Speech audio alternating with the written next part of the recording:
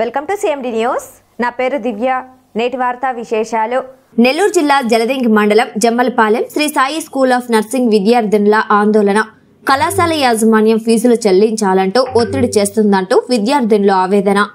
ఆర్డీఓను కలిసి వినతి పత్రం సమర్పించిన నర్సింగ్ కళాశాల విద్యార్థినులు గత ప్రభుత్వం చెల్లించవలసిన మొదటి, రెండవ, మూడవ సంవత్సరాల వస్తీ దీవెన నగదు విద్యార్థినుల తల్లిదండ్రుల ఖాతాల్లో జమ కానివైన వస్తీ దీవెన నగదుతో సంబంధం లేకుండా సొంత నిధులతో ఫీజులు చెల్లించాలంటూ కాలేజీ యాజమాన్యం డిమాండ్ చేస్తుందంటూ విద్యార్థినుల ఆరోపణ.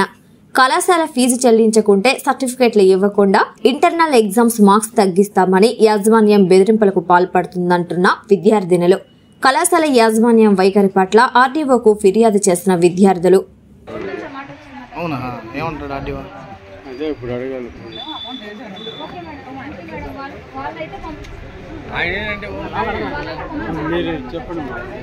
లోపల అంతా చాలా వేరేగా ఉంది. నేను చెప్పేది లోపల వేరేగా ఉందా చూసుకోండి. మాదే ఉందండి.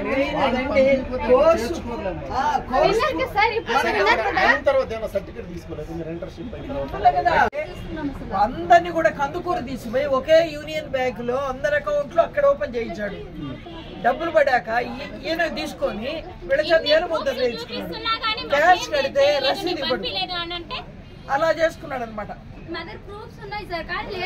పోయి అక్కడ నర్సులుగా అక్కడ పనిచేశారంటే ఈవెన్ టచ్ కూడా చేయకూడదంట.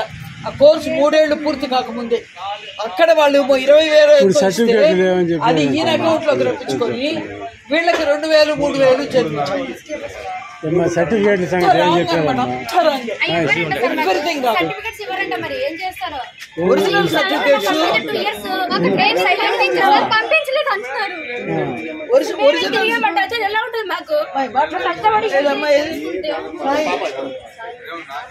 సార్ అక్కడ డిఎంహెచ్ఓ మేడం గారు ఉన్నారు. అక్కడ ఆమె చెప్పిన దాని ప్రకారం ఎవ్రీథింగ్ వ్యతిరేకంగా జరిగింది. అంటే వీళ్ళు అక్కడ నర్సుగా పనిచేస్తుంటే హాస్పిటల్ వాళ్ళ కాలేజ్ యాజమాన్యం పంపించిన చోట వీళ్ళు చేసిన చదువు రాదు కాబట్టి వీళ్ళు చేసిన పొరపాటు వీళ్ళు ఎవరైనా చచ్చిపోయి ఉంటే ఎవరు బాధ్యులు? ఆ పాప బాధ్యుడా? ఒరిజినల్ సర్టిఫికేట్స్ లా ప్రకారం లీగల్ అడ్వైజ్ చేస్తాం. శ్రీకాకుళము, విజయనగరము, తుని, అనంతపురం ఎక్కడెక్కడి నుంచో వచ్చారు వాళ్ళు. రాత్రిపూట చెప్తున్నారు సార్ అక్కడ మాది తప్పు ఉందంట. అక్కడ మేమే మాంతుడు మేము వెళ్ళామంటే ట్రైనింగ్ కి వాళ్ళు పంపించకుండా వీళ్ళు ఎట్లా వెళ్తారు? సరే ఎక్కడికైనా వెళ్ళండి, పైగా చూసుకుంటా సర్టిఫికెట్స్ ఇప్పటికిప్పుడే మేము రద్దు చేస్తా అంటున్నారు. ఈ 3 ఏళ్ళు చదివింది కూడా రద్దు చేసేస్తారు. ఆయన ఎన్ని 50,000 కట్టకపోతే ధైర్యంగా ఆర్డీఓకి చెప్తున్నాడు ఆ మాట. మా దగ్గర ప్రూఫ్స్ ఉన్నాయి సార్. అంత డేరింగ్ ఎలా చెప్పగలరు అసలు? అతను అటెండెన్స్ లేకుండా మాత్రం పంపించండి. అలా పంపించకుండా ఫస్ట్ ఇయర్ నుంచే వాళ్ళు కంటిన్యూగా హాస్పిటల్ పంపించారు. ఇప్పుడు ఆర్డీఓ గారిని అడిగితే అసలు పంపించలేదు అని అంటారు. ఇన్ని ప్రూఫ్స్ పెట్టుకొని అబద్ధం ఎలా ఆడుతారు అసలు? ఏదైనా అంటే పిల్లల భవిష్యత్తు అంటారు. పిల్లల భవిష్యత్తు ఎంత ఆడుకోవాలి, భవిష్యత్తు లేదంటారేంటి? ఇప్పుడు డిఎంహెచ్ఓ మేడం గారితో మీరు మాట్లాడండి. రూల్స్ తెలుసు. రోజు మాట్లాడతాను, రోజు పేపర్లో రాస్తాను. సార్ మేడం ట్రైనింగ్ కి సార్ మీ దగ్గర పంపించారు కదా మేడం, రికార్డ్ చేస్తాను. అదే కదా అంటే మేడం పంపించారు కదా madam.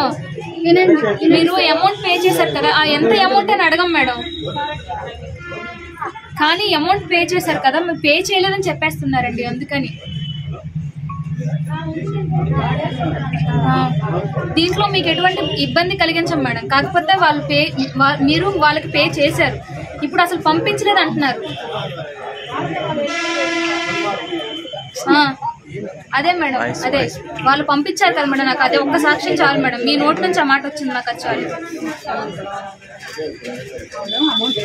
Okay madam, thank you madam. వాళ్ళైతే కాదు మేడం, వాళ్ళైతే పంపించారు కదా మేడం. మాకు అది చాలు. పంపించారు కదా మేడం, వాళ్ళే పంపించారు కదా.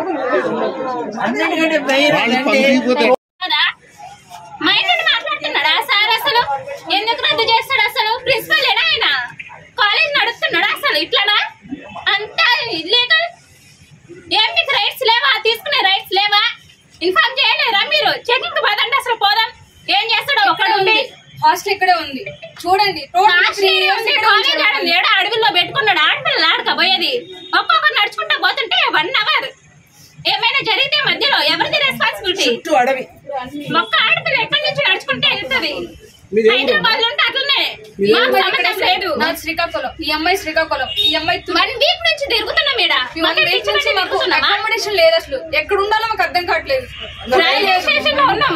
రైల్వే స్టేషన్ బస్ స్టేషన్ లో పడుకున్నాం. రైల్వే స్టేషన్ లో పడుకొని 11 కి మార్నింగ్ 11 కి కాలేజ్ వెళ్తే గెట్ అవుట్. మనీ కడితే మీరు లోపలికి రండి, రేపేసి గెట్ అవుట్. ఎవరైనా ప్రిన్సిపల్ అసలు ఇప్పుడు వచ్చి ఇప్పుడు మాట్లాడుతుంది. మా గురించి ఏం తెలుసు మాట్లాడుతుంది ఆమె. ఏంటి అన్ని సర్టిఫికేట్లు ఉన్నాయి కాబట్టి ఇంతవరకు మేము కానుకున్నాం. అదే సర్టిఫికేట్ ఇవ్వండి అంటే ఎందుకు కానుకుంటాం మేము? సర్టిఫికేట్లు ఇవ్వం, మాకు మనీ కావాలన్నాడు. అసలు కాలేజ్ ఎందుకు పెట్టుకోవాలి? నడుపుకోలేనాడు కాలేజ్ పెట్టుకోవద్దు. డైరెక్ట్ గా సర్టిఫికేట్ రద్దు చేస్తానంటున్నారు. ఎంత ధైర్యం ఉంటే ఆయనకి అట్లా అంటారు అసలు? అవునమ్మా, మీరు కేసు పెట్టచ్చు కదా. కేసు పెట్టాం. ఏం చేస్తున్నారు? నిన్న కలెక్టర్ దగ్గరికి వెళ్ళాం, డిఎస్పీ దగ్గరికి వెళ్ళాం, ఇక్కడ సిఐ దగ్గరికి వెళ్ళాం, ఎస్పీ దగ్గరికి వెళ్ళాం. ప్రతి ఒక్కరి దగ్గరికి వెళ్తే ఎవరు పట్టిస్తాము, చేస్తాము, మాట్లాడతాం. ఏం చూస్తారు, ఏం చేస్తారు, ఏం మాట్లాడతారు సార్? వచ్చి ఇక్కడ చూడండి, హాస్టల్లో ఎలా ఉందో చూడంండి. అసలు అన్ని ఎంక్వైరీ చేయండి. మీకు చేయకుండా ఇప్పుడు ఎంత కట్టాలంటున్నదమ్మా? ఇప్పుడు టోటల్ గా 50,000 కట్టాలి. నాకు 1 lakh అవుతుంది ఇప్పటికి. నేను 35,000 పబ్లిక్ ఎగ్జామ్ అప్పుడు కట్టా. అది కడితే నేను ఇంకా హాల్ టికెట్ ఇస్తాను. నేను ఏడ్చి మొత్తుకొని నకలు లేక అప్పు చేసి మరీ తెచ్చి కట్టాను. గవర్నమెంట్ అప్పుడు చెల్లించింది కదా, చెల్లించింది. మళ్ళీ ఇప్పుడు ఎందుకు అడుగుతున్నారు? ప్రతి ఇయర్ కట్టాలి. ఎందుకంటే చెప్తున్నాడు కదా ఇండైరెక్ట్ గా వీళ్ళు వెళ్ళిపోతారు, నాకు తర్వాత మనీ రావు. నీకు మనీ రావంటే మేము ఎందుకు కట్టాలి? ఏ కాలేజ్ ఇట్లా రూల్ ఉంది. గవర్నమెంట్ వస్తుంది ఏమైనా, అందుకని గవర్నమెంట్ మీరైనా చెప్పండి. గవర్నమెంట్ ఇచ్చింది కదమ్మా అప్పుడు.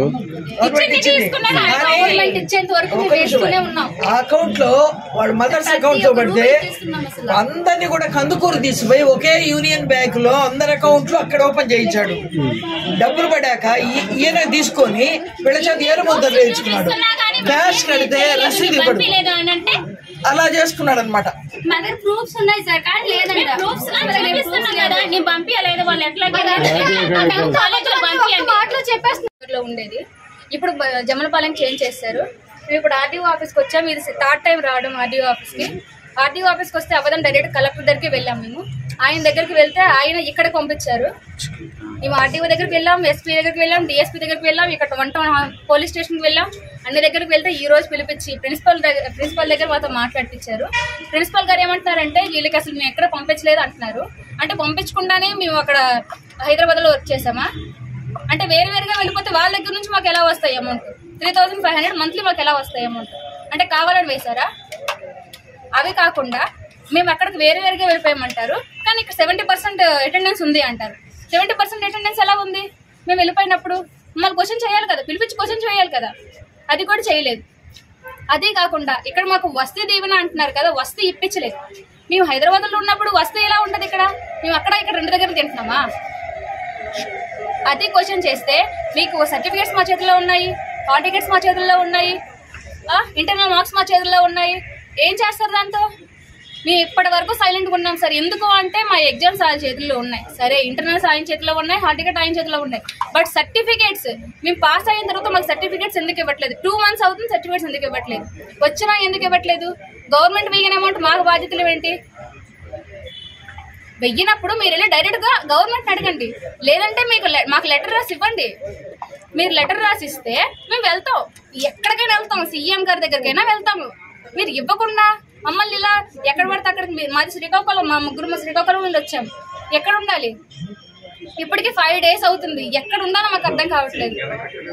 ఎక్కడ తిరుగుతున్నాం అర్థం కావట్లేదు. కనీసం ఒక పూట భోజనం చేయలేకపోతున్నాం.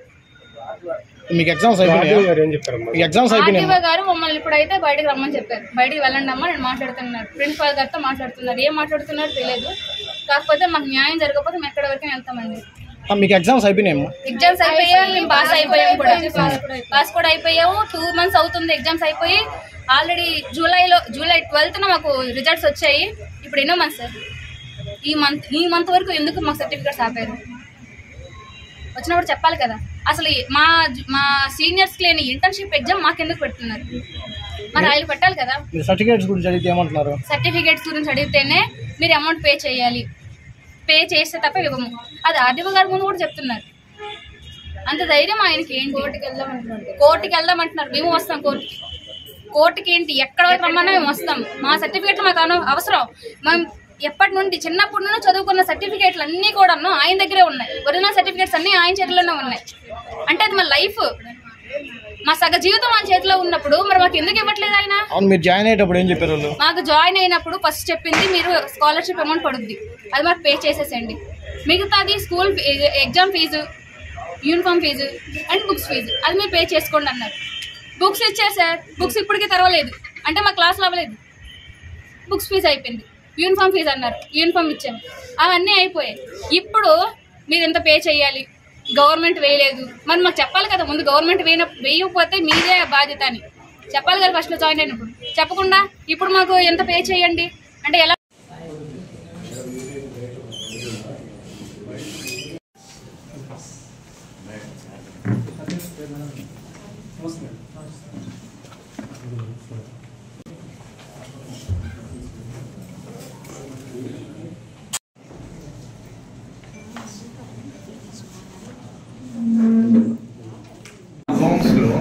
పడే డబ్బులు చెల్లించాలి కాబట్టి మీ దగ్గర నుంచి ముందే చెక్కులు తీసుకుంటారు.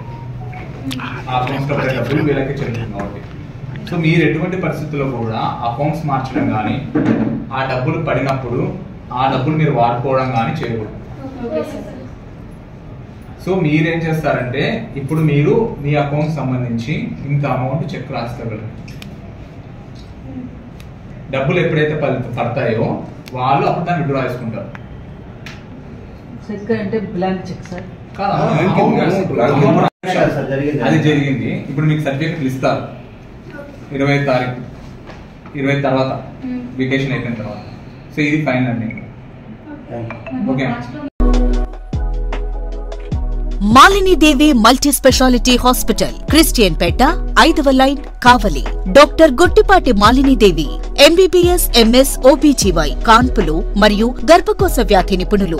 మాలినీదేవి మల్టీ స్పెషాలిటీ హాస్పిటల్ నందు అందించు వైద్య సేవలు: సాధారణ కాన్పులు, సిజేరియన్లు, లాప్రోస్కోపిక్ ద్వారా గర్భసంచికి సంబంధించిన ఆపరేషన్లు, ట్యూబెక్టమీ, పిల్లలు లేకుండా operation, high risk pregnancy, ectopic pregnancy మరియు గర్భసంచి నీటి బుడగలు, గర్భసంచి జారిన ఆపరేషన్లు, రొమ్ముగడ్డలకు చికిత్స, నెలసరి ఇబ్బందులకు చికిత్స, మెనోపాజ్ సమస్యలకు చికిత్స చేయబడును. స్త్రీలకు సంబంధించిన అన్ని సమస్యలకు చికిత్స చేయబడును. పిల్లలు లేని వారికి ప్రత్యేక చికిత్స కలదు.